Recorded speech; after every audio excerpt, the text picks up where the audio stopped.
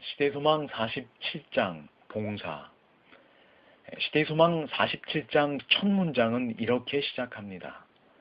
온 밤을 산에서 세우고 해가 돋을 무렵 예수와 제자들은 평지로 내려왔다. 여기 한 문장 안에 두 장소가 나옵니다. 하나는 산이고 또 다른 한 곳은 평지입니다. 여기 온 밤을 산에서 세웠다고 말하는데요. 이 내용은 바로 46장의 내용입니다. 그러므로 산의 의미가 무엇인지 알기 위해서는 46장의 내용을 살펴볼 필요가 있습니다.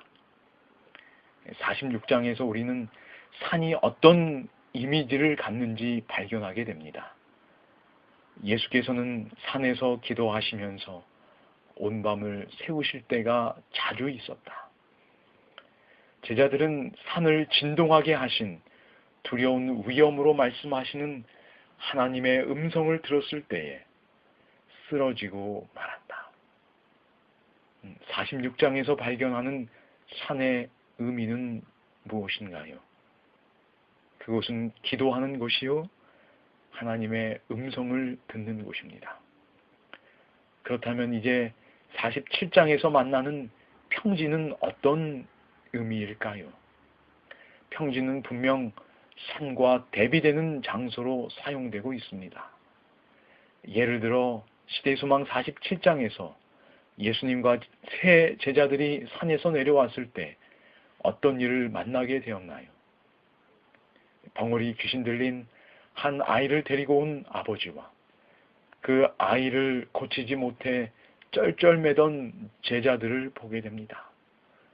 그런데 엘렌 화이트 시대의 소망 47장에서 이들을 한마디로 무엇이라 표현했는지 혹시 기억나시는지요? 평지에 있던 사람들은 예수의 모습을 보자 뛰어와 그를 맞고 존경과 기쁨을 나타내면서 그를 영접하였다. 예수님과 세 제자들이 산 위에 있던 사람들이라면 나머지 사람들은 무엇이라 표현되었나요? 평지에 있던 사람들이라고 표현되었습니다. 이것이 바로 시대의 소망 47장의 기본 구조입니다. 46장에서 산에 있던 사람들이 지금 47장에서는 산에서 내려와 평지에 있던 사람들을 만나는 것입니다.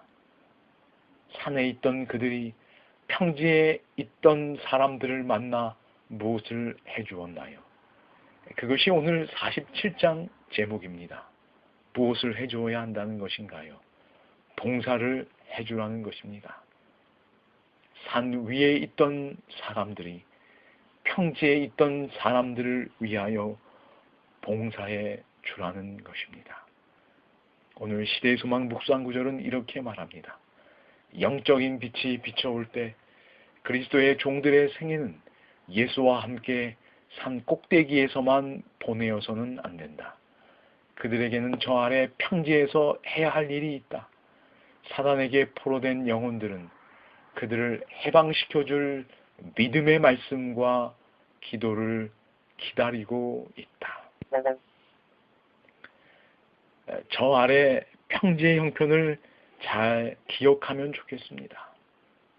사단에게 포로된 영혼들이 그들을 해방시켜줄 믿음의 말씀과 기도를 기다리는 곳, 그곳이 바로 평지입니다. 오늘 우리는 어디에 머물고 있는지요? 산에서 보내는 시간을 갖고 그리고 예수님처럼 평지에 내려가 믿음의 말씀과 믿음의 기도로 영혼들을 사단에게서 해방시키고 있는지요?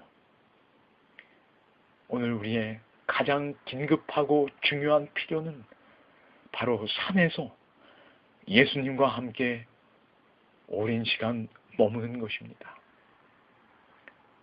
그 산에서의 경험을 갖고 평지의 형편을 기억하며 내려와 믿음의 말씀과 믿음의 기도를 전해 주어야 할 것입니다. 예수님께서는 오늘 기억절 마가복음 9장 23절에서 이렇게 말씀하십니다. 믿는 자에게는 능치 못할 일이 없느니라.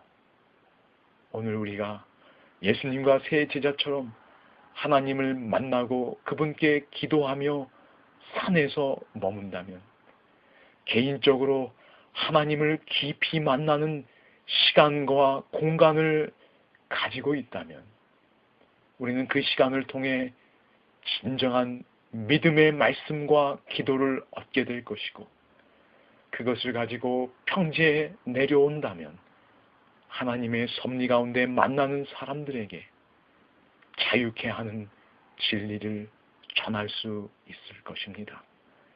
이러한 경험이, 산에서 머물고 평지에 내려와 영혼을 해방시키는 경험이 우리 모두에게 있기를 간절히 소망합니다.